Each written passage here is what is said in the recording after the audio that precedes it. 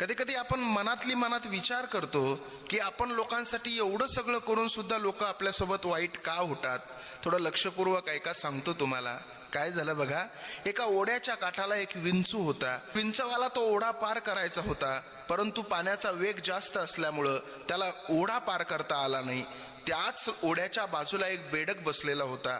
त्या बेडक्याला या विंचवानं सांगितलं, अरे दादा, मला या ओढ्यापासून पलीकडे जायचंय, परंतु मला जाता येत नाही. एक काम करशील का, मला या ओढ्याच्या पलीकडे जाण्यासाठी मदत करशील का.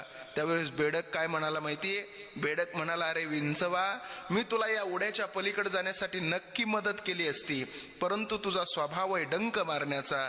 तू मला डंक मारलोस तर मी मरून जाईल.